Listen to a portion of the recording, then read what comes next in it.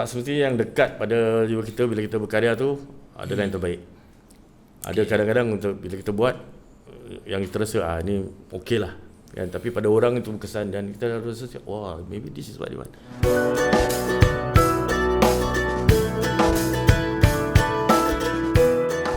Assalamualaikum semuanya. Dah lama kita tak bertemu dalam Diari Ayah. Kita dah rehat dalam macam berapa minggu ni. Jadi tahun baru ni saya nak mulakan dengan seorang tetamu yang saya dah lama kenal dalam industri ini, industri media, industri television, dan orang ni yang saya kenal ni beliau merupakan seorang pelakon termasyhur, artis, pengarah, penulis skrip, orang yang menulis puisi, pelukis, masya-Allah, dan dia sudah menang Pesta Perdana 3 kali. Orang yang saya maksudkan Rafaan Hamzah. Selamat datang ke dalam rancangan Diari Ayah. Terima kasih Jimmy. Lama kita tak berbual macam ni Lama. Lama. You, anda mula berkecimpung dalam arts dan sebagainya daripada LaSalle. Itu mana punya kampus time tu? Saya waktu tu masih di Teluk Kurau kampus. Teluk Kurau Lama. Itu like kecil kan? Tu masih terlalu kecil. Terlalu kecil. Waktu tu kita LaSalle pun tak ramai yang kenal. Mungkin orang-orang dalam seni yang tahu LaSalle wujud. Waktu saya masuk mungkin LaSalle baru 3 atau 4 tahun. So masih college yang muda lah. Waktu tu orang masih kenal Nanyang Academy of Fine Arts. So LaSalle macam the other school coming up, and so it's very very very small school, sekolah kecil. Sekolah Teluk Kurau lama. Apa dia punya beza dia buat LaSalle dulu dengan sekarang? Saya rasa beza dia pasal bila kampus kecil, kita mula bersatu macam keluarga. So everybody knows everybody. Semua orang dalam kampus tu kenal semua orang, daripada tahun pertama sampai tahun ketiga semua kenal. So apa yang berlaku dalam kampus tu, secara formal atau tak formal, kita kenal. All the activities, all the macam kita punya open jamming, kita kadang-kadang jam sendiri-sendiri. Kita ada have our own showcase among students, unofficial showcase. Kita semua tahu. So macam the last time saya masuk ke LaSalle yang baru, it's too big for me. So saya cakap, sekolah besar. Kita tak rasa dia intimate. So banyak aktiviti yang saya rasa tak semua orang kenal semua orang juga, dan banyak aktiviti antara dalam college tu pun tak ramai yang tahu, even among themselves. So the different is the whole dynamic energy. Your pengkhususan tu, you are fokus kepada apa? Seni apa dalam LaSalle tu? LaSalle saya dalam seni halus. Seni halus ada 3 principle, ceramic, sculpture dan painting. Waktu diploma saya ambil sculpture, and so because at the time there's Adi Adoni, sekarang pengarah, dia buat painting. Sebelum kita ada Khairul Anwar Saleh, Datuk Khairul Anwar Saleh pun dalam painting, jurusan painting. So bila I want to specialize, saya rasa macam tak ada budak Melayu buat sculpture lah. Let me be the first one. Always something different. But the thing is, because kita boleh cross principle, so kita boleh buat painting, just specialization dari dalam sculpture. So only when I come back to LaSalle untuk buat degree, baru I go to painting balik. So it's the same, actually same studies lah. Nanti saya nak cakap sikit pasal painting lah, pasal you menetap di Indonesia selama mungkin sekitar 3 tahun gitu 3 tahun ya. Tapi sebelum tu, bila saya membesar dalam bidang radio saya dah dengar nama Rafaan Hamzah. Dah dengar dah lama. Tu tahun 80. Saya 80-an tau. 80-an saya di radio. Saya tak ada di TV, tapi nama Rafaan Hamzah ni saya dah kenal. Dan saya dah tahu kerana of your acting. Your acting macam bagi macam saya macam secara terus terang ni bukan pasal you kat sini lah. Apa karakter yang you ambil ni, dia jadi lah. I macam percaya tau. I tengok TV, I tengok ni Rafaan Hamzah, dengar nama dia, tengok lakonan dia, macam jadi lah. You know, so first saya nak tahu macam mana you masuk bidang lakonan kat TV tu, yang pertama. Yang kedua, apa you punya method bila you nak berlakon satu karakter tu? Macam mana saya start kat TV, itu accident sebenarnya. Accidental. Dan saya tak pernah terfikir untuk masuk TV. Tapi sebenarnya saya tidak pernah terfikir untuk jadi seorang aktor pun. Ya ke? It's the last thing. It's the last thing I want to be. Pasal saya cakap, aku tak boleh berlakon lah, aku tak nak berlakon lah, being in front. So, apa yang saya betul-betul nak jadi ialah seorang pencerita. I want to tell stories. So, telling story through writing lah. Mula-mula daripada sekolah, mula tulis puisi, belajar tulis, main-main tulis, teater kat sekolah, sibuk masuk secara mencuri untuk tengok teater pasal tak ada duit. So Nadi Putra, karya Aim Sapi, Aim Manaf, kan, teater mana tu? Victoria Theatre. Victoria Theatre. Because I got the trick, dapat trick pasal arwah my father lah. Kalau kau nak tengok teater, I'm not going to give you money to buy ticket. So kita nak kumpul duit, aku nak tengok teater. And that time, waktu tu teater baru $3, $5, which is big lah dengan sekolah-sekolah. So my father kasih trik je. Pasal dia ada kawan-kawan dalam teater cakap, kalau kau nak tengok teater, kalau besok dia opening, malam ni dia full dress rehearsal. So full dress rehearsal, you tengok, dia akan sebiji macam show, tapi tak ada orang datang ambil tiket. So kalau you boleh slate, you slate. Kalau kena tangkap, you keluar. So kalau kena tangkap, you keluar. So that was my father's thing. So that's how I was exposed to all the theatre script, especially Nadi Putra. Banyak I learn from observing daripada Nadi Putra punya karya-karya. So I want to be a storyteller. Then bila dah lepas NS, cut the story short, I will start involved in theatre dengan teater artistik. The first acting guru was Khairul Anwar Saleh, Datuk Khairul. So dia at that time, so I thought, Muhammad ni macam pernah nampak lah kat TV apa kan. Tapi yalah, dia pun dah berlakon juga. That time dia dah berlakon TV lah. So bila kita start kawan, start belajar, dia ajar basic acting and all that, I still tell him, I'm not here to act, you know. I just want to watch, observe. So cakap, no, kau datang, kau join sekali. You know, what's the point of you sitting down and tengok orang buat workshop? I said, kau join sekali. So join and having fun. I said, okay juga lah berdiri. Then I think through the conversation, I want to write story. I want to maybe direct one day. So saya rasa the only way to be a good storyteller by directing is you need to read a lot. You need to know life, human beings untuk menulis. Tapi untuk mengarah pelakon, saya harus tahu tentang lakonan. So I need to know. So I attend workshop and try berlakon dengan Lord Ali. Lord Ali is very... Lord Ali, Abang Lord. Abang Lord is the mentor lah kan. Kita ada Lord Ali ni actor terror. So legend tu semua nama-nama. So you learn from the best. And of course, when you learn from the best, you kena torture best juga. You see, kalau cerita dengan Lord Ali, actually I tak balik rumah, I balik dengan dia. We rehearse in the Teluk Air Performing Arts Center. Balik rumah dia, makan kat rumah dia, lepas makan sambung latihan, tidur pagi, bangun breakfast, dia terus bawa blok buat latihan the whole day. So it is like macam dia, okay, aku campak kau satu watak ni, and it was a leading role. And because someone else back up, so cakap, aku campak leading role. Cakap, bang, ini berat bang, aku tak boleh berlakon. No, you can. So torture lah.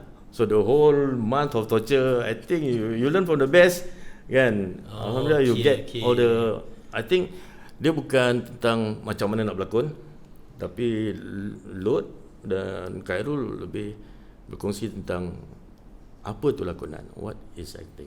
Okey, boleh terangkan kepada saya kerana apa? Saya masih tak faham kerana saya bukan pelakon.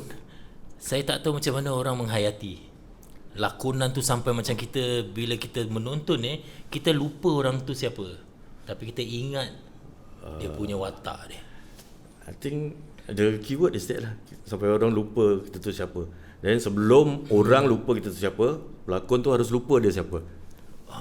So kita lakonan adalah kerja membohong lah sebenarnya.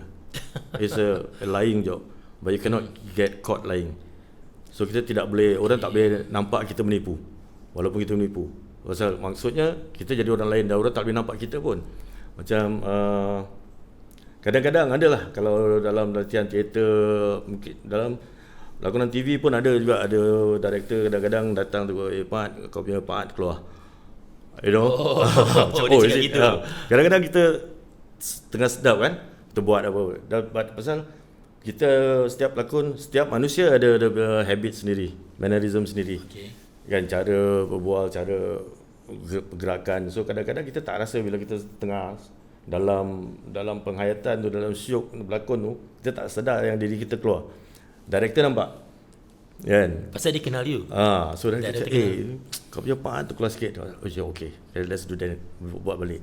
So so kita it's about acting is kita harus belajar daripada manusia lain lah. Kita harus tengok orang-orang yang kita tahu, segala watak yang kita nampak. So kita, I think based on observation and understanding how they get there. So setiap manusia ada history atau sejarah yang berlainan. So kita kena kadang-kadang cuba cari sejarah mereka, atau kita andaikan okay, mungkin sebelum ni dia hidup macam ni, sebelum ni sekolah dia macam mana, pergaulan dia macam mana.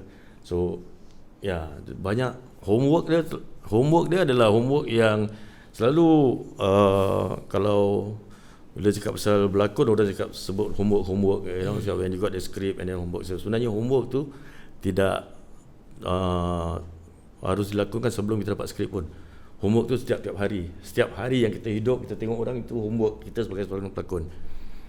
Kan, observation. So saya pun kadang tak tahu lah. Kalau cakap pasal method, there's no specific method. Cuma saya suka bermain dengan tubuh. Kalau diberi waktu, ada waktu yang cukup, bergantung pada watak, saya akan kadang-kadang memberatkan badan sikit, kadang-kadang meringankan badan sikit. Beratkan senang lah. Beratkan lebih cepat daripada meringankan. So yang meringankan tu, kalau ada masa panjang, saya cakap okay, ni ada time to try to lose weight. Kenapa you nak beratkan? Apa dia punya kesan pada your lakonan? Dia akan buat secara visual. Kadang-kadang kita pelakon tak perlu berbual pun, secara visual orang dah percaya dia siapa. Sebagai contoh, dalam drama Karimah terakhir itu saya beratkan badan. Saya beratkan badan kerana saya hendak kelihatan letih atau jaded lah, tidak give up lah, penat. So and then ada adegan yang saya keluar masuk daripada lubang kubur, naik kubur. So berat tu adalah satu yang penting bagi saya, untuk saya nampak penat, macam orang dah give up. So naik kubur tu it's not as agile, it's not sporty atau not very tidak terlalu aktif. So saya rasa kadang dengan tubuh badan, orang dah penonton dah dapat empathy atau merasakan satu watak tu. So I think it's important also untuk kurangkan saya punya kelincahan. Kan nampak berat, malas. Physical plays a part lah. Satu watak yang macam you rasa macam ni paling best lah, this is the best watak yang you rasa macam you suka sangat. Ini ada antara dua. Satu watak dalam Kalimah terakhir pun saya suka. Ada tiga lah. Dian Tiga sebagai bekas penagih dadah yang baru keluar dan hadapi masalah kehidupan, how to build up life. Drama Dimensi Keempat, yang itu watak yang sangat-sangat jahat. Saya rasa kerana jahat dia daripada dari mata dia tidak jahat pukul ganas. Dia jahat daripada dalam ni. Busuk orang ni. So I think the character is very interesting. Macam mana saya senyum, macam mana saya bercakap, macam mana saya menjeling, harus nampak dia ni busuk. So that character is very interesting. Wah, jahat dalam lagi pasal kita tak nampak. So you nak visualizekan benda tu. Not easy Ya. So bila orang tengok dia ni jahat. Kan? Cakap buka mulut sikit je cakap dia ni jahat. I think it's very interesting because how to build in tu kebusukan. Itu menarik, tu watak yang menarik bagi saya. Kalimat terakhir tu itu adalah antara yang you menang pelakon terbaik. Yang terakhir. Saya you menang 3. Yang saya ingat betul-betul tahun 1999. Itu anda dinobatkan pelakon terbaik dalam drama Kerja Overtime. Kerja Overtime.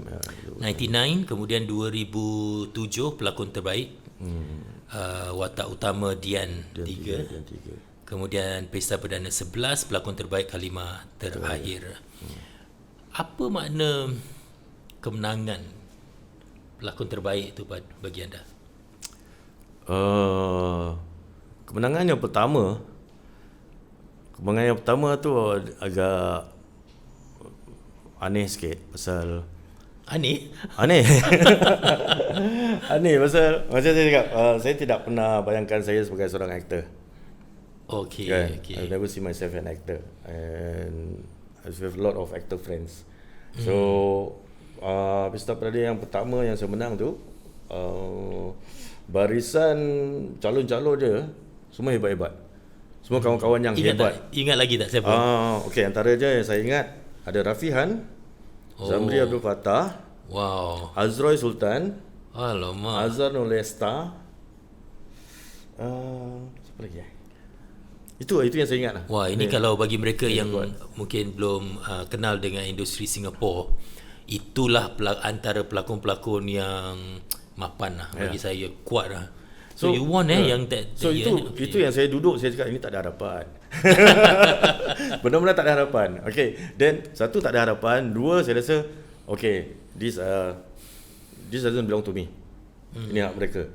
These are all the actors yang I myself salute. Ini actor, but I'm not an actor. No, I'm someone who try to act, someone who does acting. I'm not an actor. So so bila menang tu, dia jadi satu hal yang yang saya tak boleh lari. So itu perangkap. It's like Sani Hussein. So Sani, ibu dengan Sani, I'm not an actor lah. Sani pun tak. But after the winning, Sani, you cannot deny you're an actor now. How to deny? Macam mana kena nafikan yang kau pelakon bila kau menang orang dah pelakon terbaik? labelkan you pelakon terbaik Kan? Kau dah pelakon terbaik antara pelakon-pelakon yang lain. Macam mana kau nak nafikan itu? So I was like, okay, now I'm an actor. You know, macam try to kadang dalam perjalanan seni saya, banyak masa, banyak waktu tertentu saat yang saya rasa kurang yakin. So am I just trying? Am I wanna be poet? Saya cuba untuk jadi penyair, atau waktu tu dah banyak tulis juga. So am I trying to be a script writer? Kan? Am I a script writer? Atau am I trying to be director? Pasal dah start direct. Because ada waktu-waktu yang kita kadang-kadang rasa cakap, betul ke aku mengarah? Betul ke aku menulis? Betul ke aku? So sama dengan betul ke aku seorang pelakon? Kan? So but it will strike sampai kita rasa bila cakap, okay, bila kita berkarya atau buat kerja tanpa merasakan untuk menjadi, kan, just karya tu buatlah, jadilah. So aku try to direct, buat. Kita tak fikir yang aku nak jadi director, aku nak jadi, dia bukan pasal nak jadi, pasal dia nak buat je. So saya rasa mungkin daripada keikhlasan tu, that sincerity yang buat rasa okay, it's work. And then apa yang kita buat, yang menilaikan bukan kita lah, yang menilaikan masyarakat lah. Kan, sama ada benda tu bagus tak bagus, baik tak baik, kita buat. So sama macam kalau saya kongsi dengan kawan-kawan yang nak menulis, kawan-kawan yang nak buat lagu.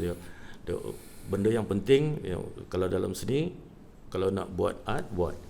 You nak buat lagu, buat. You nak buat apa, buat. Tapi buat bukan buat sikit-sikit. Kita kena buat tiap-tiap hari, kita buat banyak-banyak.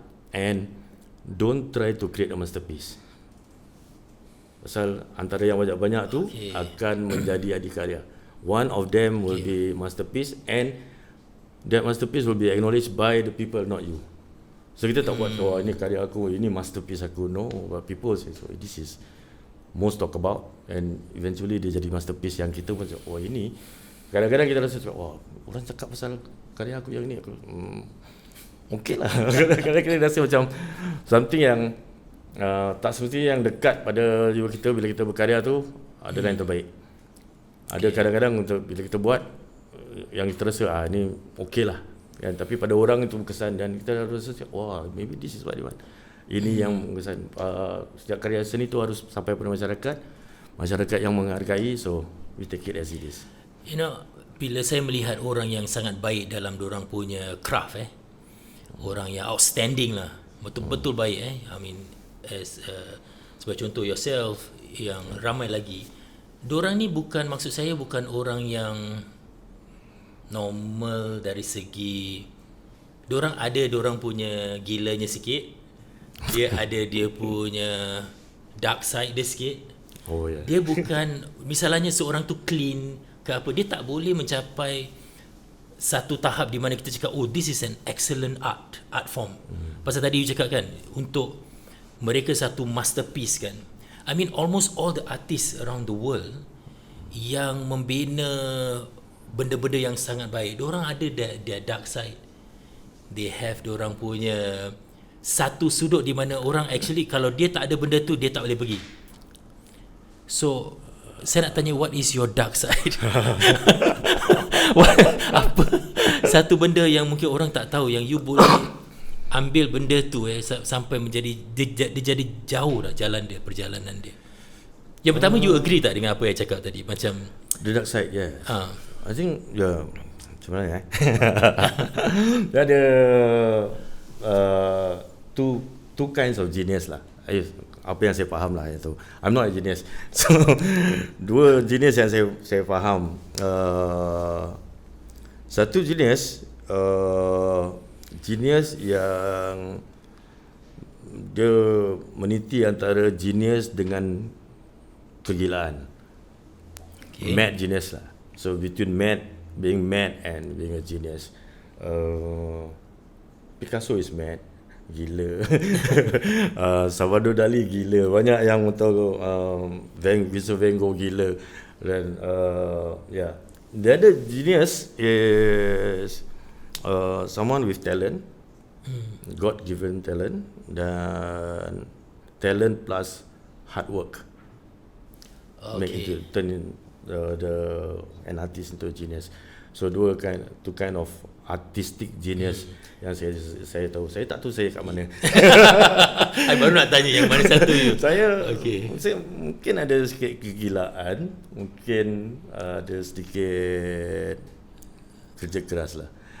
Dan kerja keras tu bukan itu apa, kadang susah nak tengok benda tu kerja keras bila dia dah jadi benda yang kita gilakan. Kalau misalnya saya boleh tulis tiap hari, bukan kerana saya rajin, kerana saya gila dengan kerja menulis. I love doing what I'm doing. So kalau kita cakap, saya pernah berbual dengan Afrin Shauki pun. Kau kerja siang malam ke, kau tak penat ke? Kau nak tengok aku rajin ke aku gila? Pasal aku kerja siang malam tak maknanya aku rajin. Pasal aku suka apa yang aku buat. Kalau aku tak suka aku buat, dan aku buat apa, ini Afrin cakap, kalau aku buat apa yang aku tak suka buat, kan, dengan waktu yang aku buat sekarang, aku rasa itu rajin. Tapi apa yang aku buat sekarang pasal aku suka, aku tak rasa aku rajin, aku gila je. Aku gila benda dia. So I think most artists balance. I think you yourself, I think you tak rasa penat bekerja kerana you suka. So kalau orang cakap, you mean dia rajin lah? You rasa rajin ke? Cakap, tak adalah, aku syok sendiri. Rajin tu bukan dalam kamus lah. Maksudnya kita orang memang nak buat benda tu sampai jadi lah. Sampai jadi. Dia tak ada macam, tak ada had lah. Tak ada. So, kita tak faham had tu. Itu yang saya nak saya katakan, kerana apa, ramai yang orang yang mencapai satu tahap di mana mereka terbaik dalam craft mereka. Mereka tak kenal batas tu. Dia tak kenal batas di mana mereka harus buat macam tadi you cakap, siang malam sebulan belajar benda tu sampai menjadi. Itu yang saya katakan tadi, dia ada dia punya kegilaan sedikit, dia ada dia punya zaman gelap dia sikit, kerana benda tu yang membawa kita keluar kepada excellence, kegemilangan dia. I think dan secara tak langsung banyak pengorbanan jugalah. Itu korban yang atau kadang pengorbanan yang kita rasa orang tak ada lihat, orang takkan lihat itu sebagai satu pengorbanan, tapi mungkin orang akan lihat ramai yang terkorban. Ni dah macam puisi yang you tulis ni. Saya faham. Okay. Mungkin kalau saya nak draw benda ni, saya nak lukiskan benda ni. Okey, seniman yang bekerja tu kostumo dan terlalu committed dengan kerja dia, mungkin kita tak nampak dia sebagai dia berkorban tentang banyak pengorbanan yang dia lalui, tapi mungkin orang akan lihat ahli keluarga dia yang terkorban. Kan pasal komitmen dia atau tapi macam mana cakap? Saya faham benda tu. Okey, yang saya hairan kerana Rafat dah mencapai satu tahap di mana anda memenangi 3 anugerah kemudian you dah banyak berlakon dalam banyak sangat karya di sini. Dan saya tahu bila seorang pelakon tu lelaki, lebih-lebih orang lelaki, bila walaupun dia berusia, dia masih boleh dapat role-role yang mencabar. Kerana apa? Dia boleh jadi macam-macam wanita juga boleh, tapi lelaki saya dapati, saya melihat dia punya walaupun dah tak ada rambut pun dia masih ada karakter untuk dia. Misalnya soalan saya, kenapa anda berhenti? Kenapa tak teruskan? Berhenti. Maksud saya tak aktif berlakon. Saya tahu anda masih berlakon lagi kan? Masih. Tapi tak macam dulu. Tak sering keluar. Ini masalah, bukan masalah. Ini soal banyak yang soalkan, banyak orang ramai pun family, kawan-kawan cakap tak berlakon. Kadang berlakon ni bukan sesuatu yang kita boleh buat sendiri. Kan, saya tak percaya dalam kerja seni, atau kalau TV lah, berlakon TV, saya tidak pernah menulis, mengarah dan berlakon dalam satu drama.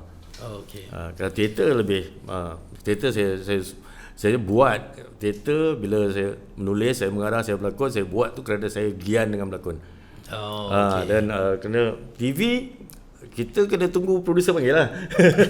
Kalau ada watak yang sesuai atau timing yang sesuai. So kadang-kadang ada juga tawaran-tawaran untuk berlakon. Kadang masa tak sesuai, masa tak kena. Kadang kalau casting antara 2 atau 3 orang casting, ada yang lebih sesuai daripada saya untuk bawa watak tu. So kalau disuruh berlakon sampai sekarang, bila-bila saya boleh berlakon, bila-bila saya masih nak berlakon. Cuma tawaran tu kita kena tunggu kan. So kalau dia datang, tak datang bukan kadang pelakon merasakan yang aku dah lama tak panggil, aku tak bagus. Saya tak pernah rasa macam tu. Saya cuma rasa bukan pasal saya rasa saya bagus, tapi saya rasa macam ini tak sesuai kan. Producer atau director lebih tahu apa yang dia nak. So watak kecil, watak besar, kalau ada kecil, saya rasa director rasa sesuai, producer rasa sesuai, saya buat. Saya masih berlakon. Masih lagi teater lah? Ataupun TV. TV yang latest apa? Yang latest baru keluar, Penjuru, 7 Penjuru. Yang dah buat tapi belum keluar, Distopia. Saya dah kerja dengan Rafa dah beberapa projek dia sebagai pengarah rancangan televisyen kita dulu, rancangan kanak-kanak, dan adalah projek yang lain. Tapi saya ingat satu projek di mana itu kali pertama kita undang Rafaat untuk berlakon dengan kita, iaitu projek Cerpen. Dan dalam watak tu kira you macam ganas sikit lah. Memang you ingat ganas. lagi tak? You ingat lagi Okey, ganas. ceritakan sikit dia punya watak yang you berlakon untuk kita tu. Watak tu itu menarik juga kerana cara penceritaan dia pun best. Yang mengarah tak salah Hadi Hamid. Watak tu nampak ganas dan terlebih ganas atau terlebih violent terhadap anak dia sendiri. So it's overprotective, dia terlalu kawal anak dia sendiri. Dan on the surface bila cerita tu bermula kita nampak bapak ni over the top lah. Kan melebih-lebih dengan rotan, anak dia dah teenage, dah masuk poli masih pakai rotan. Sejalan tangan cepat nak sepak, nak lempang. Kesian Endang jadi anak saya. So kadang-kadang terlepas 2-3 kali. Tadi you ceritakan sikit bangsa macam mana you pukul dia pakai rotan. Ada satu scene tu saya nak rotan. Saya cakap, okay Endang, ini kau standby bantal kat tepi, because you're not in shot. Bantal tu nak in shot, aku just swing je tau, aku standby. Saya rasa tengah-tengah belakang tu Endang pun lupa nak angkat bantal tu, sap kena kat apa dia. You can see dia lepas okey dia. Alamak, aku cakap sampai lupa. Ada yang scene kat luar pun sama, dekat depan politeknik tu. Saya cakap, okey Endang, sampai je kau terus elak kan. Lagi tengah berlakon kadang-kadang kita lupa kan. Dia lupa nak elak, pang kena. But it's very violent pasal bapak tu, watak tu ada backstory. So backstory kenapa dia jadi overprotective dengan anak dia, kerana masa lampau dia agak liar dan dia bebas.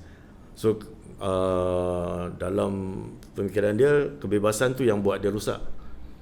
So bila sampai ke anak dia, dia nak sekat setiap kebebasan tu. So that's how the violence begin lah kan. Dan saya ingat lagi projek Cerpen ni dihasilkan orang lain Ya. Maksudnya orang lain punya karya kita visualisekan dalam bentuk television waktu tu. You think that watak bapak yang ganas tu is happening atau real pada hari ini?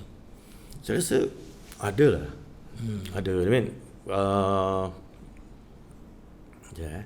setiap watak yang kita lihat dalam drama, TV atau filem,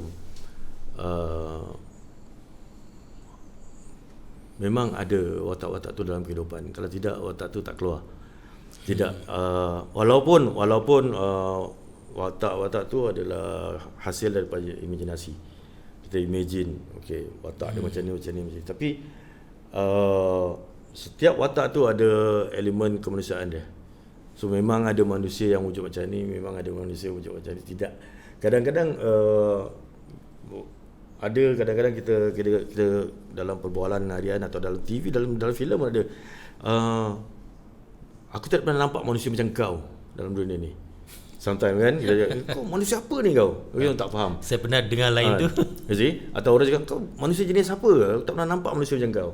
Sebab the fact that manusia yang kita tak pernah nampak tu adalah manusia. Tetap ada manusia yang macam tu. So setiap watak yang kita buat memang ada unsur-unsur manusia dia. Sama ada dia imajinasi atau satu karya ciptaan lah. Dan saya rasa watak bapak yang ganas-ganas kadang watak yang ganas ada. Mungkin sama ada dia sedar atau tidak yang dia tu ganas. Kan? I think itu ialah isu manusia. Psikologi. Isu psikologi. Bila you act sebagai orang yang ganas ni kan, dia macam ada kesan tak pada you? Because I don't know, I mean this, you tak ganas lah kan kat rumah kan. So tapi you kena act benda macam gini. Apa yang watak yang macam ni do to you? Ada waktu-waktu yang saya rasa takut. Saya takut kerana kita dah buat benda tu walaupun dekat skrin, kan. Kita dah lakukan, you did what you did. So secara naluri tubuh kita dah familiar dengan gerak atau semua, kan. Secara naluri juga kita dah terbiasa dengan membakar perasaan tu, kan. Dan ketakutan saya bila apa-apa hal yang boleh jadi trigger atau spark yang boleh mencetuskan rasa marah tu, saya rasa saya naluri bahang tu dah boleh keluar lagi, kan. So ada fear yang cakap benda ni jangan, kan, Takut sebati takut sebati atau kerana dia familiar, it's a familiar experience. Kerana berlakon tu adalah real experience. Dia bukan, walaupun kita buat-buat, kan, tapi it's a real experience. The whole anger, kemarahan kita nak naik, kita punya tengking, kita punya gerak, itu ada satu benda yang betul-betul berlaku walaupun dia dalam acting. I mean as a human, benda tu memang saya yang buat, kan. Itu bukan patung yang ini, kan. So we do. So ada kemungkinan yang benda tu akan senang kita sampai tau kalau tidak kawal. Dan so okay. The human instinct yang buat kita rasa takut atau seram. Benda ni seram juga yang buat. Saking kita cakap tentang topik keganasan ni, circuit breaker yang lalu, dia punya case keganasan kat Singapore very high compared to other months lah. Apa pandangan you tentang hal-hal macam gini? Ataupun you ada tak orang yang you kenal yang mungkin melalui benda-benda macam ni? Keganasan dalam keluarga. Keganasan dalam keluarga ada. Ada kawan yang saya kenal, tapi saya tak tahu latar belakang keganasan tu lah. Kalau ada saya dengar pun mungkin dengar daripada sebelah pihak, satu pihak saya tak dengar. So saya rasa keganasan ada dalam setiap manusia. Okay. Setiap manusia ada keganasan dia sendiri. Ganas macam mana kita react atau tangani itu masing-masing. Setiap manusia ada kemarahan. Macam mana kita tangani kemarahan juga masing-masing. Saya tak cakap saya cool. Saya kadang-kadang saya marah saya pun boleh melenting. Kawan-kawan yang lama-lama dalam industri kenal tahulah, kan. So, kadang ada yang tak tahu, yang tak pernah alami pun dengan cerita dia, cip ni jangan sampai dia lempar bangku, you know. So, ya ke? You pernah lempar bangku ke? Pernah lah. Tapi itu bukan kat rumah lah, kan? Bukan kat rumah. Itu kat set. Which is pada saya tidak ada beza je. Walaupun keganasan sama ada di luar atau di rumah.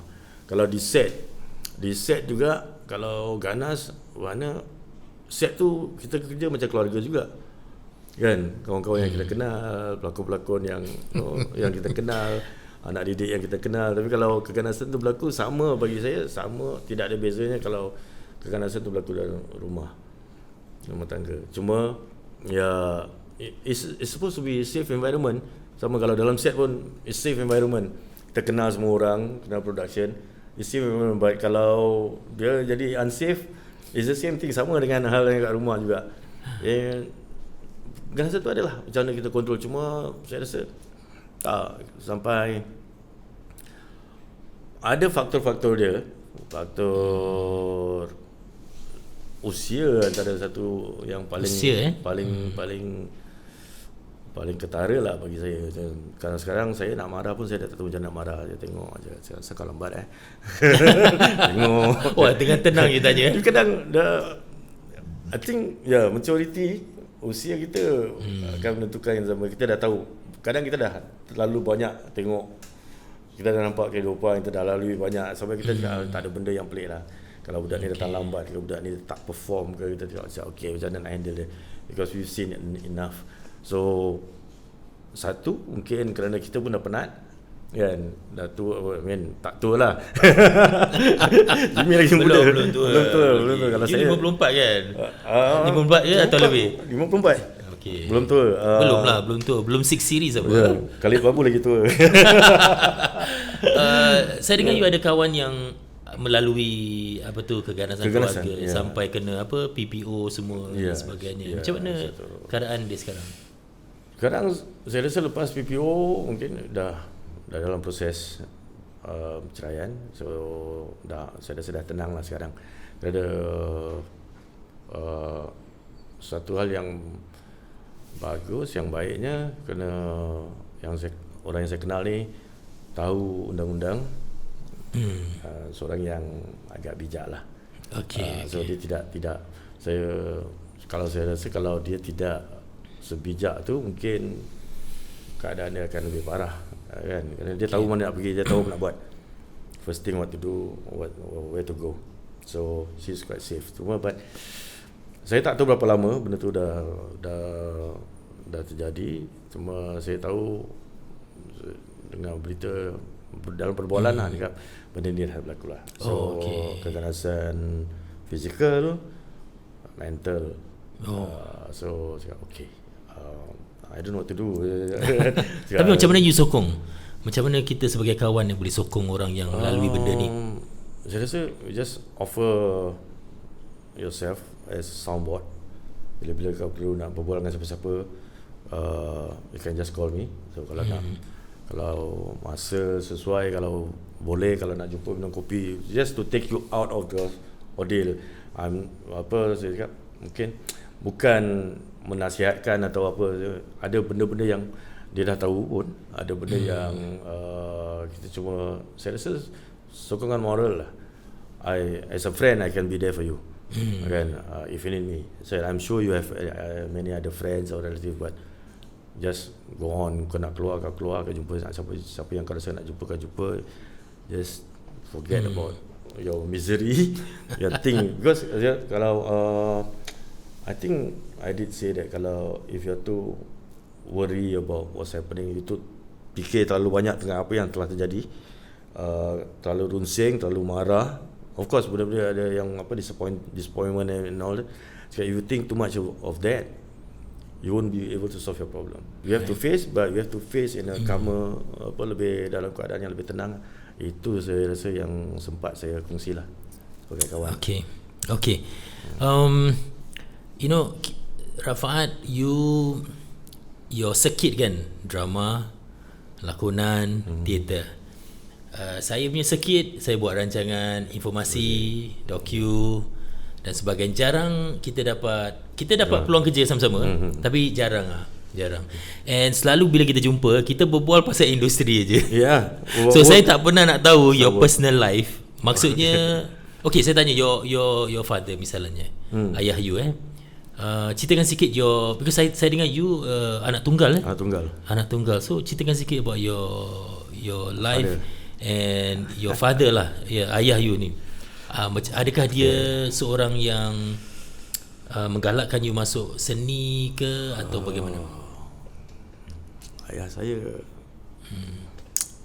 berat. Berat Ayah saya idola saya. I idolize him. He's a best friend, kawan baik. He's a brother. Kalau sekarang je kan, brother lah, he's my buddy. Dia beza dengan saya, karakter beza. Ayah saya suara dia lebih pelan daripada saya. Cakap dia lebih lembut daripada saya. Muka lebih kurang sama. Kalau orang nampak orang geram, dia tak pernah senyum. Bukan tak pernah senyum lah, jarang sikit senyum. Muka dia macam muka bengis, tapi orang dia lembut. He's my buddy. Saya tak ada adik-beradik, so naturally dia jadi saya, abang saya lah, big brother. Kan, so mana dia pergi kadang dia bawa saya ikut. He's a sportsman. Dia ahli sukan, main bola, main sepak raga, main tenis, main squash, main badminton, main golf, main cricket, segala jenis sukan dia main lah. Kalau dia tak main pun dia tahu, because itu dia punya gelanggang dia, sport. So growing up, I was grown to be a sportsman by him lah. Dia kena beli, nak main bola aku belikan boot, kena beli main squash aku belikan racket. So all the supplies I got. Digalakkan Digalakkan. Tapi maybe it's just I enjoy main sport, tapi dia tak tahan lama. Sampai my father cakap, kau semua sekejap semua suka sekejap je kan. But that's part of growing up lah. Yalah. So dalam seni dia tak galakkan, dia tak halang. So that's a kind of father yang macam kau buat lah, tengok kan. Sampai like I said lah, bila I cakap tengok drama tak, dia cakap nak tengok drama ni kau pergi tengok sendiri lah, I'm not going to give you survive yourself. So sampai satu masa bila saya dah terlibat dengan teater dalam 2-3 tahun, ada sekali saya balik rumah, dia cakap, kau di mana? Biasa lah, ini benda kau tak pernah penat so dia, benda ni kau tak pernah penat cakap, kau semua sekejap penat kan, sekejap penat semua tukar, benda ni kau tak penat Okay. I told him, tengah syok lah, because I have not show myself. Tengah sedap lah. Okay, itu okay. And kadang-kadang dia datang tengok pementasan teater, itu pun pasal mak saya yang drag. Jadi kita tengok, mak saya suka tengok lah kan. Mak saya yang tarik dia, nanti datang tengok. Tengok pun jarang balik rumah pun tak pernah komen. Tadi je. Okay. Gitu je. Okay. Itu memang okay. Kan? Orang-orang dulu gitu. So sampai satu hari tu saya itu dia punya blessing, dia punya restu. Bila dia restui saya dalam bidang seni with 1 mark, dengan satu cara lah. Quite saya rasa sweet, tapi saya kelakar juga bapak ni, dia pandai dah. Because dalam bilik saya, bilik bujang, saya ada poster macam-macam, gitar, rockstar, poster teater, poster apa semua dia tampal. So dia kan wallpaper. So one side of my wall in my room was a wallpaper. So itu semua tampal. So tadi saya bangun, sadar dia tidur, masih dekat katil, saya tengok poster. Saya tengok ada benda pelik tau. Pasal saya yang tampal. So ada benda, saya ni apa kan, tetap nak nampak macam ni benda apa ni kat tengah-tengah tau. Total tengah-tengah wall tu. Benda apa ni, gambar apa ni. So woke up and so actually it's a newspaper cutting of me baca sajak. So okay, because I don't have the habit. I don't have the habit of newspaper cutting simpan. I don't tak pernah buat tu. So bila nampak benda cakap, okay, ini dia punya restu. Cara dia Cara dia. So but it's like that lah. So I grew up with and then maybe saya rasa like anybody else lah. I don't think I be who I am without my father. So my father tu dia banyak mengesani hidup saya lah. Terutama membaca. He make sure I read. Okay. He make sure I read and sampai saya okay, saya jadi gila buku kerana dia lah. Buku sekolah tak rajin baca, buku lain. So because he introduce reading. Dia punya marah, kalau dia marah, bila dia marah dengan saya, dia marah dengan saya seorang, dia tak tu mencarut ke apa. Dia kalau marah betul, bila dia cakap tak ada baca punya orang. So that's his angry. That's how he got angry. Okay. So what it means like uneducated, atau kau macam tak ada baca lah kan, there's no ethic. Dia cakap kau kurang hajar apa, tak ada. Itu kira dah marah betul. Dah marah betul. Macam tak ada baca punya orang ke. Macam okay, tak ada baca punya orang, you are not a leader. To him it's a curse. Yeah, when I hear, I got that, kau jangan macam orang tak tahu baca So okay, and that's his angry lah. Okay. And Your father is still around? No. Dah meninggal bila? Meninggal, pass away 2004. 2004 2004. How does that impact you? bila dia tiada, pasal dia anak tunggal kan? Wah, cerita panjang. He passed away after 13 years bedridden. 13 tahun. Okay. Bedridden due to sports injury. Banyak orang rasa banyak orang fikir yang dia angin hama apa, it's just paralyzed neck downwards. So daripada leher ke bawah paralyzed. So bedridden 13 tahun. The bedridden part was a shocker.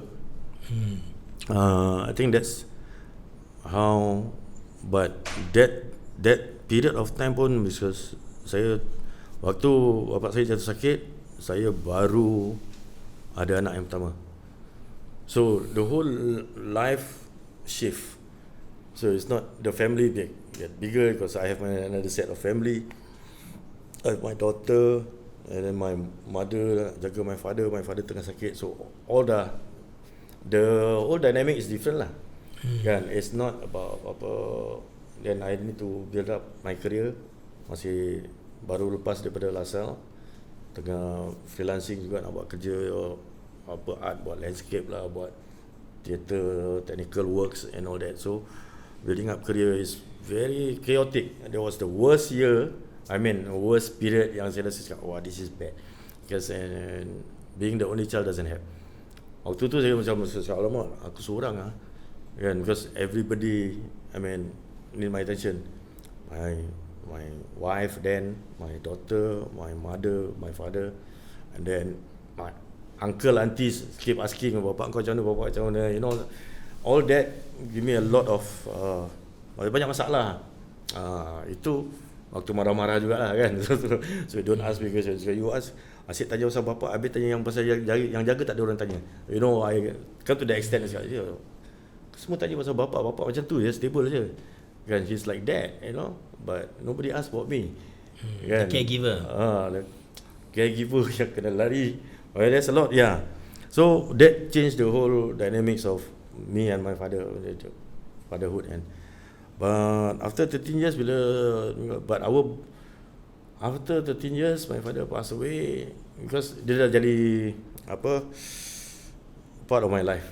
So I know bila 1 minggu 2 kali 3 kali kena angkat dia, bawa pergi toilet, mandikan apa semua. So if not, I cannot do it every day because my father was big. I think my father is as big as Suhaimi Yusof. And I was smaller.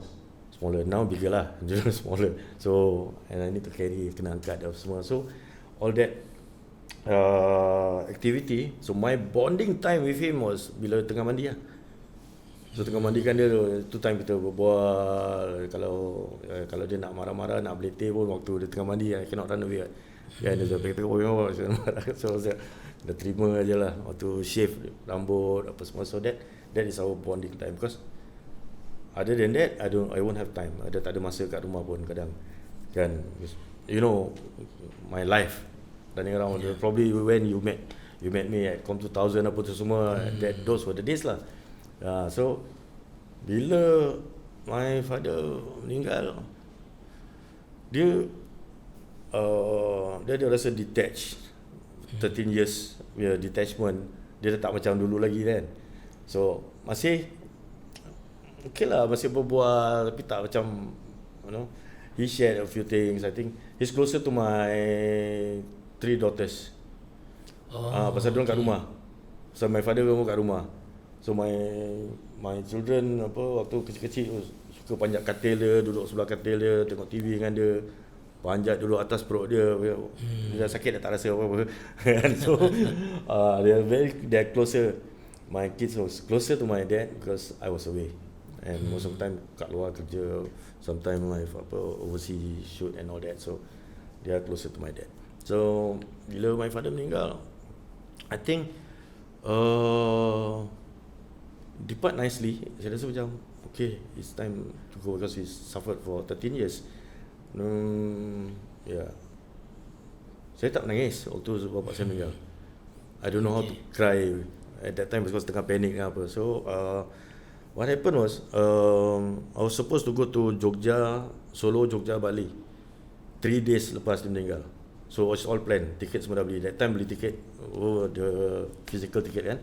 So they bought tickets for me. So dia cakap okay. Then I ask my Pak Long lah, my father punya bapak, cakap Pak Long ni saya nak kena pergi Jogja ni. Bapak meninggal. My Pak Long ni cakap okay, yang dah meninggal, yang hidup kena teruskan hidup lah. So you just go. So I went.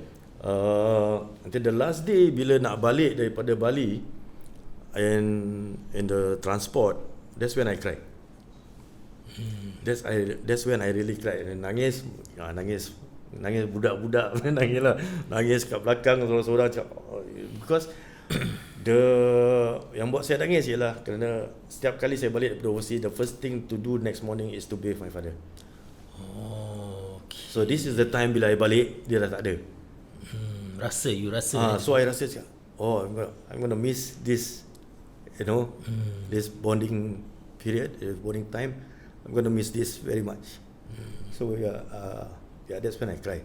And the next thing I cried bila ziarah kubur, gunting demi rumput. The last time I gunting demi rambut almost every week. So now I kena gunting rumput kat kubur. So that's the time yang betul I say okay, it's gone. It's not there. Semua What is it about him? Apa yang you betul-betul rindukan sebenarnya? So you anak seorang, and he's your buddy. The way he speaks, I think the way dia cakap dengan saya, in any matter, he can be very funny. He can be funny. He can be very funny. He can be very candid. But there's always macam mana this slumber. Marah dengan buat lawak, very candid. You don't know where suddenly macam keluar ni, dia boleh buat kelakar macam even between my mom and my dad both are funny. You put them together in one house with me, I will become the clown. So I will be they will entertain lah. So, macam ada sana dia orang boleh berbual macam I tak ada. They can talk about me. Dia boleh berbual pasal I, pasal macam I tak ada kat situ. Jadi kan, saya mother macam kau tengok anak kau ni, alamak macam ni aku tak faham. My father cakap, katanya kau yang beranakan dia tak faham, macam mana aku nak faham? That kind of then I was like kat tengah-tengah kat situ kat tengah-tengah sama. My mother ada sekali kau merayap lah, teenage merayap masuk pergi I think West Coast, so main tepi laut, hutan-hutan belakang. Udah kau maghrib merayap nanti bunian culik kau, orang bunian kidnap kau. My father cakap, bunian sebenarnya cari orang baik-baik, dia ni siapa nak. So macam ini cakap pasal aku. They can be that candid. So those are the things yang I miss about my father. Kan, dia candid kan. Kadang dia jangan tepi, kadang I don't know, pernah out of nowhere kadang dia jentik telinga tau. Pasal aku testing je kalau sempat macam mana. Apa? Macam mana dia testing. Okay. And another thing that I miss about him is he tell me half stories. He love telling me half stories. Half story. Nanti buat cerita, I tengok cerita ni, I baca cerita ni. Habis jangan. Habis kau baca sendiri lah. So that is how he made me read. That was how he made me read. Dia hook you dengan cerita tu dulu. Ayah dah habis baca, kau baca, sambung lah, kau baca. Okay, that's a good way tau. That's a good way. So you have no choice but to start from the beginning when you read. Kan, you tak tahu dia stop kat mana. I never thought of that. Okay, pandai. Very clever. Sorry, nanti kau habiskan lah. So that's how so the half story yang kadang-kadang dia cakap ada cerita macam alamak kan. You tahu mesti tak habis. Tak habis. But he will hook you. You still want to listen. Cerita kau tahu. Jadi he will start with other things yang dia kan, tu macam mana bumi ni jadi apa, gempa bumi tu. Dia cerita gini. Because he will start the story not from the beginning of the storybook. He will start the story somewhere yang dia buat. So you kena cari balik kat mana. He will excite you. Itu tengah-tengah je kat ujung-ujung starting dia kau baca sendiri. He love to do that. So that part selalu miss lah. Okay. Saya faham sangat lah. Pasal apa, saya pun macam itu juga. Bila my arwah father meninggal, I pun tak nangis tau that day. Tak tahu kenapa. Tak tahu, only later. Sama ada kalau dalam camp, army camp, bila benda tu berlaku. So bila masuk camp dah 2-3 hari, masuk hutan baru macam my father tak ada lah.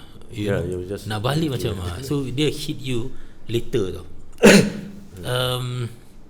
Bila your father kasih you macam satu mark gitu ya, saya nak cuba faham psikologi seorang ayah. Bila dia kasih you mark ataupun restu, apa yang sebenarnya adakah itu mendorong anda untuk menjadi lebih baik, atau you rasa macam okay, aku dah dapat restu ni, no looking back, aku takkan tengok ke belakang, aku akan teruskan benda ni. Your seni lah.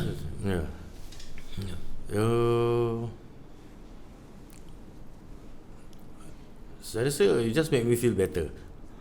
Because being me, I'm very determined. Kalau betul-betul nak buat, aku nak buat. So I think kalau pun dia tak tunjukkan restu tu, I still will do, because I believe in what I'm doing. Saya percaya dengan apa yang aku nak buat ni lah, So but dengan ada restu tu, saya rasa macam okay, now the sense of freedom, you tak rasa macam nak rasa bersalah nak jawab ke apa, you know it's like okay, it's a green light. I think in many ways dia kasih sokongan lah, dan support is there. Because ada one time, I think one of the conversation kita tengah duduk berbual, saya kau nak jadi apa sebenarnya, to my father always, kau nak jadi apa ni kan. Because like many times yang I cakap tak tahu nak jadi apa. Kadang kau nak jadi apa, jadi pilot lah. Kau jangan meripik. Kadang jadi pilot lah. Kau nak jadi apa, nak jadi engineer. Jadi apa, nak jadi mak kapal lah. You know, there's many times lah dia selalu, kau nak jadi apa. Bila bapak-bapak tengah marah, if you doing something wrong, kau nak jadi apa ni kan.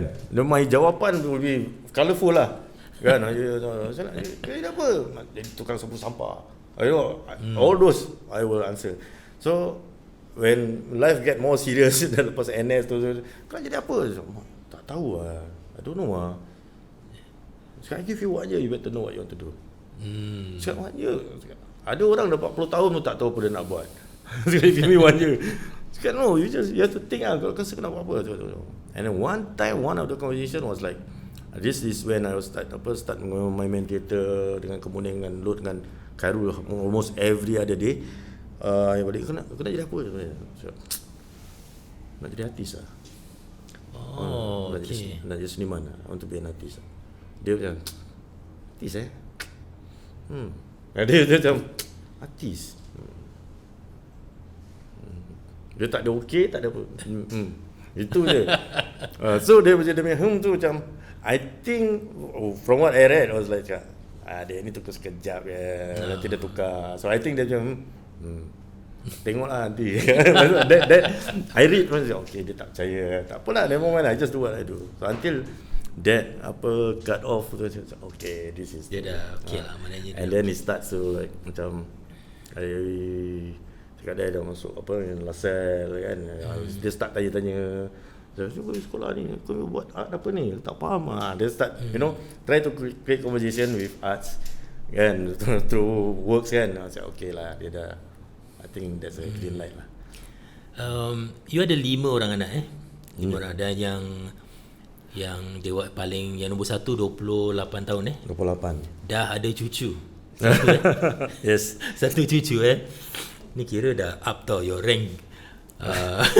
Antara kita lah, maksudnya antara kita yang umur ni, you dah ada cucu You ada gunakan teknik tu tak, memberi kerestuan kepada anak-anak?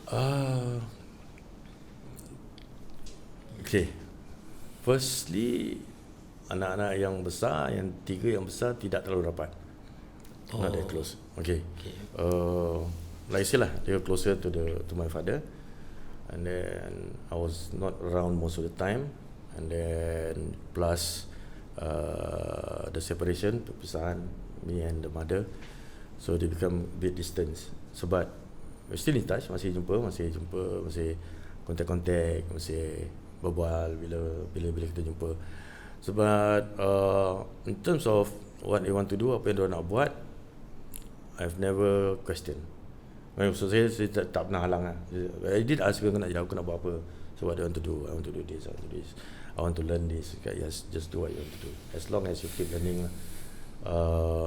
I think the first one pernah jinak-jinak dalam production juga. Oh, okay.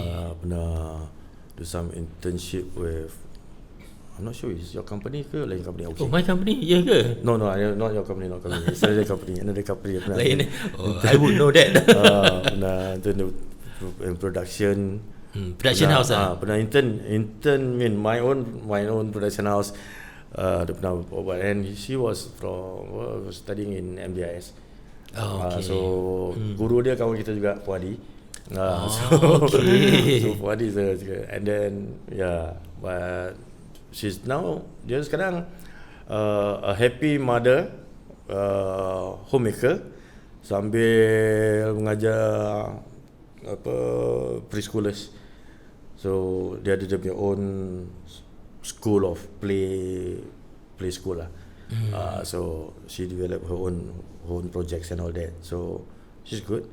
So second one dengan IT, working in IT. The third one is now MDIS, also for ADM student. So because the first one was from hotel, she was in IT, she was studying hotel and apalah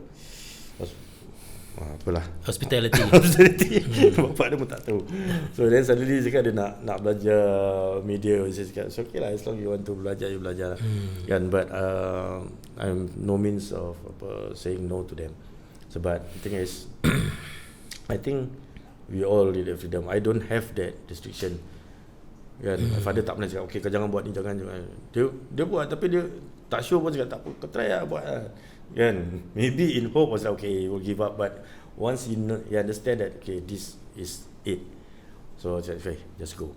So I think the same thing I will dengan my anak-anak pun sama lah.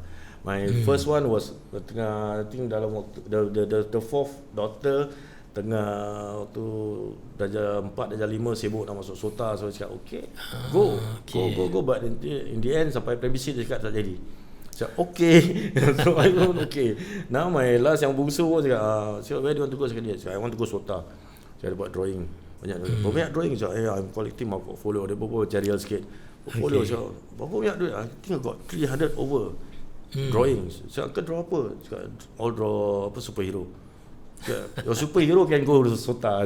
Tak tu, but that's what he want now. Nampaknya semua macam mengalah ke seni Dia antara suka dengan tak suka. Bukan tak suka, macam suka dengan risau. Because art is very attractive. Profession. Orang nak jadi actor, nak jadi penyanyi, nak jadi artist, but if you really don't know what you want, I think it's not going to be easy. Tadi you kata you for your first 3 children you tak rapat kan? Saya tak dapat bayangkan benda tu tau. You adakah sekarang you cuba rapatkan ke, ataupun macam mana keadaan you dengan your first 3 tu? First 3 masih nak jumpa, masih jumpa. Cuma the problem is you tak dapat waktu kecil. Waktu besar ada when you nak dapat, dia one, too grown up, and two, they'll be busy with their own life. So to get them all together in one sitting kadang-kadang pun susah. So anyway, I'll be meeting besok. Okay. Besok I'm meeting all 3 tomorrow. So kakak bila how to arrange? Okay, I try to get siapa free bila semua free kita jumpa. So but I always like to meet all of them together 3. So but I told them like macam I'll be there wherever you need me. That is one thing for sure lah. I'll be there. And I did tell them that I know they are close to my father. So I think they need to understand that I'm not my father. I am their father. So that's 2 different things. So I think maybe they understand lah. So I'm not my father, like they know I'm their father, so the dynamic is different lah. Okay. Kan? So if you're talking about love, care and concern, I think I'm still your father. Kan, no matter what happen in the world, apa yang terjadi dalam dunia ni, apa yang dah berlaku, yang bakal berlaku, whatever it is, love, care and concern, I'm still your father. Okay, Rafaq, you setuju tak bagi seorang ayah macam kita lah, adakah ia penting untuk kita ada cara yang baik untuk menangani emosi kita ni, kita marah ke, tengah betul-betul macam nak melenting untuk menghadapi sesuatu situasi tu kat rumah? Saya rasa bukan saja dengan anak-anak kita. Saya rasa di mana-mana pun kita harus kawal. Dan saya cakap ni pun saya nak ketawa pasal dulu saya tak pernah kawal. Dulu saya bukan tak pernah, saya tak pandai kawal. Lepas So dulu lepas. So saya rasa mungkin sebenarnya mungkin lebih mudah untuk kita mengawal emosi kita terhadap anak-anak, kerana dalam waktu-waktu baik anak-anak tu penghibur kita. Dia penghibur kita. Dan macam kadang kita dapat tengok dalam keadaan yang baik, dalam situasi yang baik, kita dapat lihat kenakalan anak-anak kita tu sebagai satu yang menghiburkan, kan? Tapi kalau dalam keadaan marah, apa sekalipun tidak dapat kita lihat apa sebagai sesuatu yang indah. Dan dengan anak-anak, saya rasa mungkin yang terbaik kalau betul-betul kita tengah marah, jauhkan diri pada anak-anak, kerana it's simplest thing. Kadang-kadang kalau kita marah, kucing tak bersalah pun kita boleh tendang. So kan, kadang kalau tidak kalau kita tidak kawal, kadang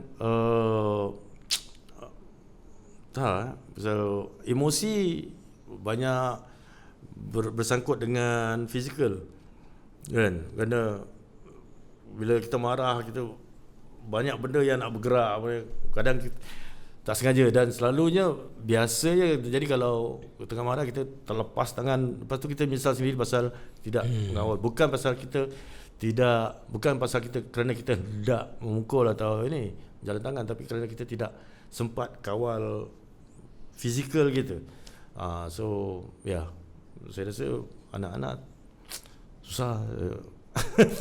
Jauhkan diri dengan siapa-siapa pun kalau marah pun, kan?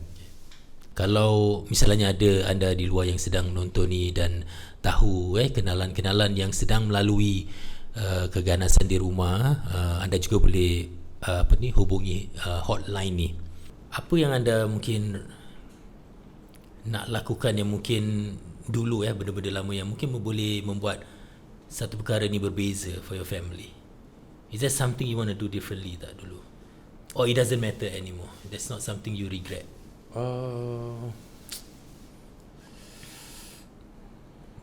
I don't believe in regrets.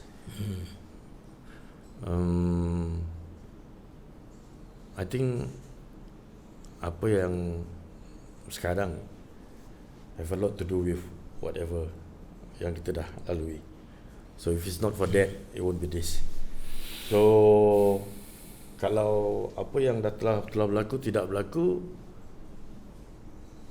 mungkin juga kehidupan tak seindah macam ni atau tak seburuk macam ni. It's the same thing to me.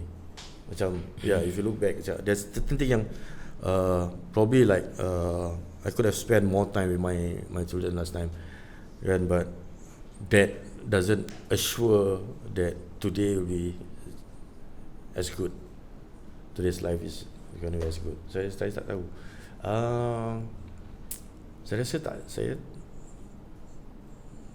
tak ada benda yang saya nak ubah kot. Because I'm macam mana? Saya lalu hidup dengan syukur. And then I think apa yang berlaku ada hikmah dia, yang baik, yang buruk semua ada hikmah dia. Ada yang setiap saat tu buat kita sedar yang ada dia lah, kan? Yang baik pun ada dia, yang buruk pun ada dia. So life is written lah. So Saya tulis, pena dah diangkat, kita jalan aja. So there's no regret, but I think setiap manusia ada rasa bahagia, rasa sedih, semua kita ada simpan. Everyone is the same, so whatever life yang kita pilih pun will also give us the same result. Okay. Saya ada sedikit lagi soalan lah. Berat kan? Kita rasa kita bawa berat. Macam berat punya case lah. Okay, sebelum saya ada part terakhir ni yang saya nak cakap pasal industri kita lah. Okay, industri kita, which pasal apa saya dah kerja dengan Rafa, ada di depan kamera, you help us dalam sebuah rancangan, you pun dah bantu kita belakang kamera, dan tapi sebelum kita ke industri tu, about your fatherhood life ni, you sebagai seorang ayah ni,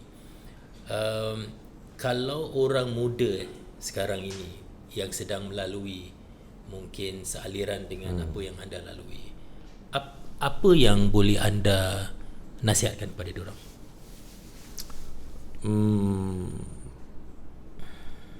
I think nasihat saya pada semua ayah lah. Apa pun kita, sama ada dia nak buat kerja macam kita atau buat kerja apa pun, I think it goes across the board to all fathers, pada semua ayah. Be a friend. Be a friend, because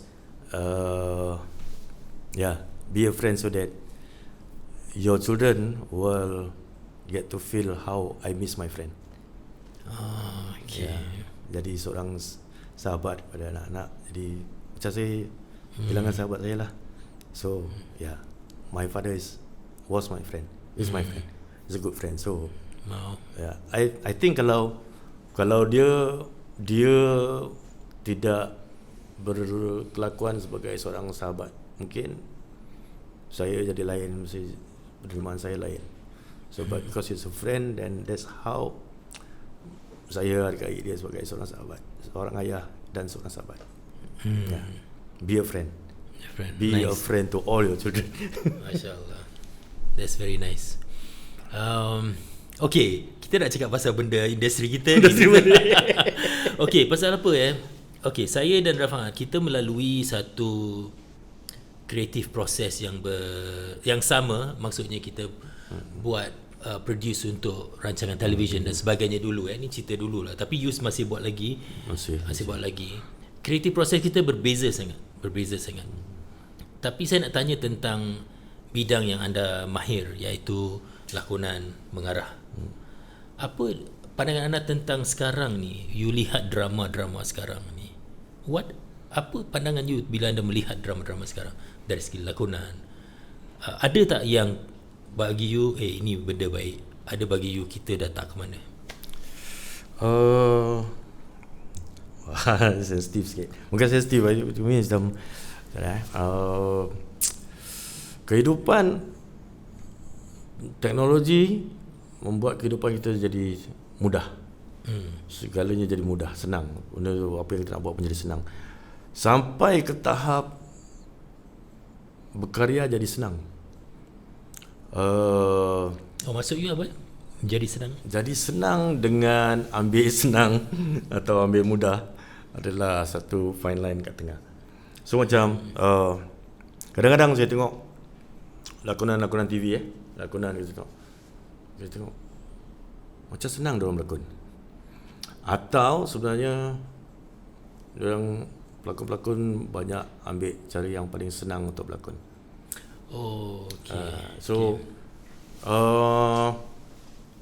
Benda yang senang macam mi Maggi lah. Dia senang, masak, makan, kenyang go. So kita akan dapat hargai satu kerja seni bila kita nampak, kita tak nampak kerja dia, tapi kita nampak macam wah, ini ada kesan, kerana setiap yang berkesan tu bermakna ada kerja keras di belakangnya. So when you see, bila kita nampak aktor yang kesan dia, sorry, this is hard work, kan? Kerja dia kerja payah, kan? It's not tidak bermakna kalau kita duduk dalam set sampai 12 jam, sampai 7 pagi, 8 pagi, kita buat stunt terbalik-terbalik, itu tidak bermakna itu kerja yang susah. Itu pun boleh jadi kerja senang. Bila kita melakukan, but kerja susah adalah kerja yang di belakang.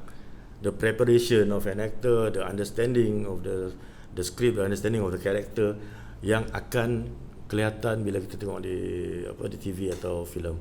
Kita tengok macam okay, ini kerja keras. You can see an actor punya work. Susah nak cakap juga pasal mata kasar. Kalau mata kasar, kita susah nak cam, atau kalau layman, orang biasa, orang awam beritahu macam okey, berlakon okey apa, dia kan, dia main marah, dia main nangis, dia main sedih, dia cakap okey. Sebab kalau mata yang lebih halus, yang peka, dia cakap okey, this is bad acting. Macam ada different actor yang act dengan actor yang pretend to act. I mean, kalau orang tanya saya macam mana nak bezakan, saya kau tengok macam mana dia buat dengan dia buat. Kan? Actor dia kerja yang buat lah. So the difference is that bila kita tengok yang baru-baru ni, tidak I'm not this is general lah, generalizing. Of course ada yang satu dua yang kita tengok ni outstanding, the young ones, the new one, the storytelling, macam pasal kita banyak, okay, as an actor kita tahu ada yang betul-betul actor yang betul-betul berkesan. It's okay, this is hard work.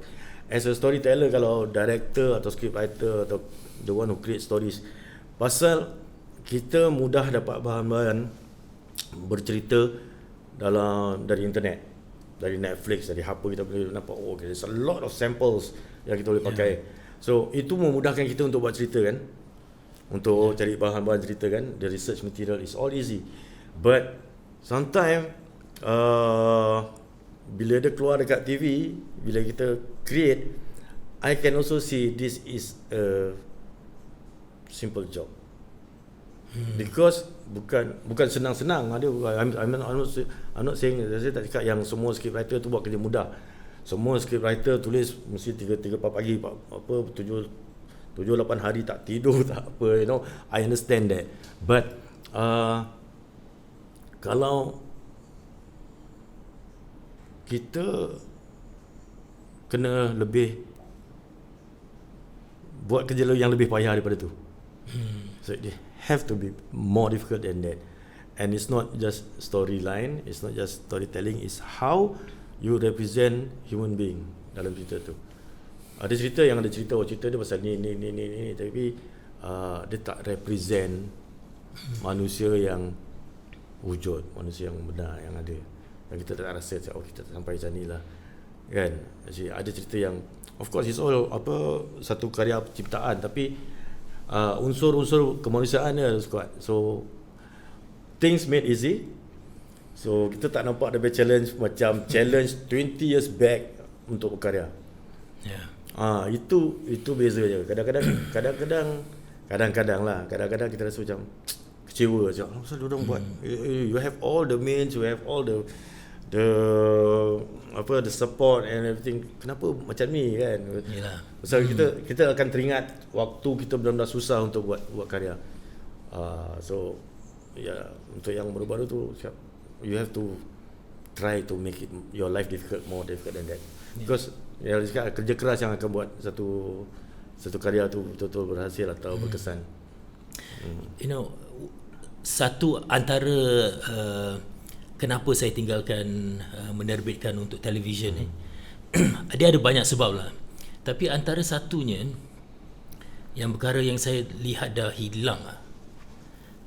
Dan ini bukan semua stesen satu saja lah yang hilang, betul-betul hilang ni. Saya rasa kalau tak ada benda ni, dia tak boleh jadi baik, iaitu respect of the hard work and the creative process tau. Misalnya saya bekerja dengan satu saluran news ni, misalnya saya sebutkanlah Channel News Asia. Dia punya respect terhadap penerbit tinggi, Rafat, tinggi sangat. Dan dia tidak merendahkan kita punya kemahiran. Sebab itu kita suka berkarya, dan kita suka sangat bersungguh-sungguh untuk dorang lah. Pasal apa? Dorang memberi kita kelonggaran dan mereka menghormati setiap keputusan kita. Yeah. Do you agree tak? Agree, You setuju saya. tak? Setuju, Do you think we are lacking in this respect in our industry? Cakap lepas lah ni. Mesti cakap lepas. Saya dah sampai satu tahap yang saya rasa I don't want to deal with them because they are not at my level. Because bila cakap, kau belum sampai tak aku nak berbual lah. So kita geram, because pasal sometimes bila kita bawa kita punya produk atau kita buat kita punya cerita atau proposal ke apa macam, dia saya oh ni bagus, but bila benda tu nak siap nak jadi, terlalu banyak arahan yang seolah-olah mereka lebih tahu daripada apa yang kita buat. Seolah-olah mereka lebih tahu dari apa yang kita tahu, kan?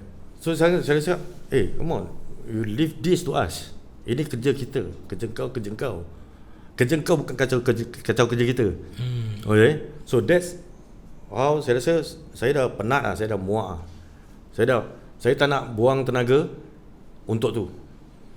Saya bila buang tenaga saya untuk berkarya, walaupun hasilnya tak seberapa tu karya saya, kan? Tapi if I want to do it for money and to do it for you, kan, the way you treat us, I said it's not fair. Because then I think it's like we are at different level. Mak cakap lah, kalau kita cakap kita sombong ke, because saya cakap kita dalam gelanggang yang lain. So I would rather say like, so okay, kadang the TV world and our world is different. Kalau kita nak main TV, kita jadi lain. Kalau TV nak main kita pun dia tak boleh main kita main world. So I think a lot of our friends lah, kan, yourself, me, ada few friends yang cakap, kita dah penat kan benda, kita buat gelanggang kita. Because that respect to, bukan respect kita, Bukan. penting, respect pada karya, ya. Respect pada karya, respect pada kemahiran, respect pada pengalaman. betul. Pengalaman. Bukan kita tak perlukan orang respect kita. Itu bukan soalnya lah. Tak perlu. Karya. Kita tak nak macam itu kan. Nanti kita ego tinggi. Tapi saya rasa misalnya kalau saya melihat seorang itu berpengalaman kan, menulis, berlakon, atau dia bagus sangat dengan kamera, saya tak nak soal dia lah. Saya tak nak persoalkan Tak dia berani. punya keputusan. Tak berani. Saya tak berani. Itu yang saya rasa missing. That thing is missing. I think it's pasal I like the idea sebab kita respect pada karya. Sama ada karya yang kita tulis, yang mengarah, yang kamera pun berkarya. So kita respect pada karya. Saya rasa pasal hilangnya benda tu because dia dah terlalu banyak distraction along the way. Contoh kalau kita lihat dunia TV tahun 80-an lah. That's where I started. Pasal earlier kita cuma dengar cerita dengan sejarah aja.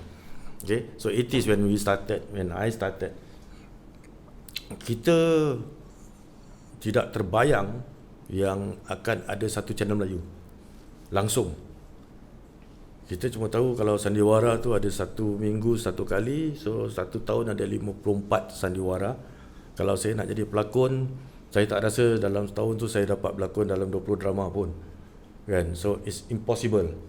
Satu kerja yang bodoh atau hal yang sia-sia untuk ada cita-cita untuk jadi pelakon atau penulis skrip. Pasal dalam waktu tu penulis skrip cuma ada Nadi Putra dengan Hamid Ismail. So kalau you nak tulis skrip sekali-sekali dia orang boleh layan, tapi hari-hari dia orang tak ada kerja nanti. So when we started, there's no distraction, there's no industry, apatah lagi pesta perdana. Satu yang benda yang kita tidak pernah terbayang, tapi kita ada. Kerana kita ingin berkarya. So bila ada benda-benda yang lain-lain yang sampai sekarang ni dah ada terlalu banyak hal, kadang-kadang karya tu jadi benda yang terakhir. Kalau kita buat untuk wang, untuk duit, untuk network, untuk kita untuk kita buat duit lah. Kita buat production pasal kita nak survive, pasal kita nak buat duit. kita nak untung, atau kita nak buat yang terbaik supaya kita dapat anugerah Pesta Perdana yang terbaik. So all the distraction yang buat kita jadi lain, until sampai masa yang saya rasa industri juga melihat yang commercialization and award and acknowledgement is need more respect than the artwork itself. So sampai okay, aku kena hormat kau pasal aku nak duit kau, atau kau kena hormat aku pasal aku punya karya. So the whole system is different. Itulah saya rasa macam perlu saya nak ketengahkan benda ni, kerana saya pernah bekerja sama dengan orang-orang yang di wadah antarabangsa. Kita buat satu dokumentari untuk tontonan worldwide. Di situ saya bekerjasama dengan penulis skrip, misalnya beliau pernah menulis untuk Discovery Channel, untuk National Geographic. Pengedar dia dah boleh mengedar benda ni seluruh dunia. Dia dah tahu apa nak buat. Kita bekerja sama dengan visual effects daripada luar negeri. Bila kita satu sama lain kan, diorang tak ada nak soal-soal kita apa sebenarnya yang dia tak ada persoalkan tu semua. Dia cuma nak berkarya, dan dia kata macam mana kita dapat bergabung membuat satu produk yang baik. Dan produk itu yang saya buat ni, dia memecahkan rekod dunia. Sampai macam gitu tau. Jadi saya miss that moment bila kita dapat berkarya dan kita menghormati kemahiran masing-masing dan menghasilkan benda yang baik, dan kita tak persoalkan kita punya. Itu yang saya rasa macam I miss that. Itu kurang ada. Mungkin saya kalau I think I know what you mean. Pasal apa, instead of how can all of us make this thing work, apa yang terjadi sekarang, how is this going to make it work for me? Betul. So how is this going to make it work for my channel, my station? See, dengan apa yang kita boleh buat. Kan, this not how can we make this happen? So how can all this make my station happen? So dia dah jadi macam selfish lah. So, jadi larilah maksudnya kita tak ingat, kita tak fikirkan apa yang penonton sebenarnya nak. Kerana kita faham apa yang penonton nak kan. Jadi one time, this is big topic lah. Nak marah-marah, nak benci-benci lah, please. So, but the thing is, they keep saying that this is what the audience want, this is what the audience want. Oh, penonton nak macam ni, penonton nak macam ni, pendengar nak macam ni, radio baik, TV baik. Oh, penonton kita nak macam ni, kalau kita pakai ni diorang tak nak tengok ni. So now I'm sorry, penonton tak nak tengok tu, penonton nak tengok YouTube dengan Netflix. So now do you know what the audience want? Or you've been cheating, you've been lying to us all this while, or this is what the audience want? Audience tak nak kau lagi. Audience nak benda lain. Kan? So what? Kan? So sekarang dulu kalau kita dulu tak ada pilihan apa? Betul. Kan? Kita ada pilihan tu. So kita kena ini kita tak nak pelakon ni, pelakon ni tak nak, pelakon ni nak, audience tak pelakon ni. It's not the audience. Audience kalau decide dia tak tengok channel kau. I'm sorry, but this is the time yang cakap. Betul. Itulah yang saya katakan, pasal apa, kalau kita nak zaman karya televisyen ni kembali kepada zaman kegemilangan, dia banyak benda asas yang perlu kita betulkan. Kalau maaf cakap, kalau kita nak zaman TV kembali ke zaman kegemilangan TV, sama macam kita nak tengok dinosaur hidup kat luar. Dia takkan datang balik. You'll never come back. Yalah, it's berubah something new. Betul. Dia akan jadi satu yang baru. Bukan kita memperkecilkan, tapi itu kenyataan. Memang zaman platform tu memang dah tak ada lah. Tapi maksud saya zaman berkarya untuk kita hasilkan benda-benda yang bagus bersama. Itu yang saya rasa kita perlu lakukan lah.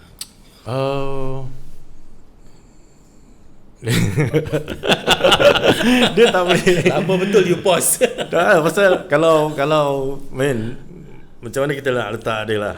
Dia boleh jadi macam we cannot go back to you. Because there's no way we can go back to you. One is kita punya vision dah lain. Dua, the whole economic system dah jadi lain. Kan? The only way is for you are most welcome if you want to join us. To me, misal cakap this is the new world. Kan? Kita tak boleh patah balik Panggung Ronggeng lah.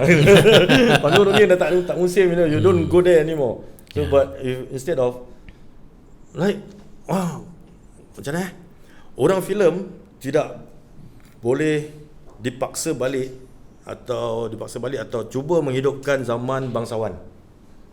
Oh, memang tak boleh. Tak boleh. So bangsawan kena ikut masuk dalam filem. Bangsawan take another platform. Bangsawan kena ubah platform dalam filem.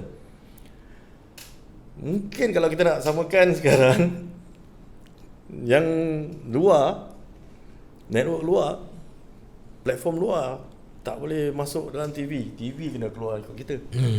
It's the same thing. Kan? Filem kita tak boleh balik zaman bangsawan. Bangsawan mati. Kan? Bangsawan pergi filem. It's the same thing. I'm not saying that the TV will die because it's free to air. Tu government tanggung. Dia ada funding. Ada funding dan ada keperluan dia.